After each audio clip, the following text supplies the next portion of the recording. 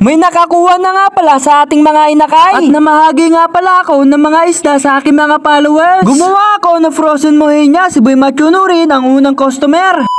Isang umaga, ako nga lang pala ang nangunguha ng mga mohinya ngayong araw. Naisipan ko nga pala magbenta para pandagdag sa aking income. Syempre, kailangan pala natin bumili ng lagayan. Dito nga ay dahan-dahan ko pinatas, baka kasi mapitas pati bubong. After that, nakauwi na nga ako ng aming bahay at nakadami na ako. Ang unang kong ginawa ay sinala ko muna mga katampi para sa ganon ay matanggal yung mga dumi. Bale, ganitong kadami nga pala ang aking nahuli. Parang kakaunti yata ang aking magagawa pero okay lang yun. Gusto ko lang siya subukan mga katampi kung papatok talaga sa inyo. Hindi ko nga alam kung magkano ang presyohan nito. Siguro okay na yung 50 pesos. Aba, mahirap din kumuha ng mga mohinya. Baka may mga ahas, tapos may mga mababaong amoy pa. Bali, 3 piraso nga lang pala ang aking nagawa. Tapos dodoblehin ko nga pala ang balot para hindi umawa yung amoy sa tubig. After that, ilalagay ko naman ito sa freezer. Para sa ganon, pag may naganap ay meron tayo. Kasi hindi araw-araw ay meron. After that ay tumungo nga pala ako sa aking mini aviary dahil may bumisita sa akin na 2 bata. Medyo maliit pa nga yun nandito at nag-iisa pa. Silipin naman natin yung naiwan dito.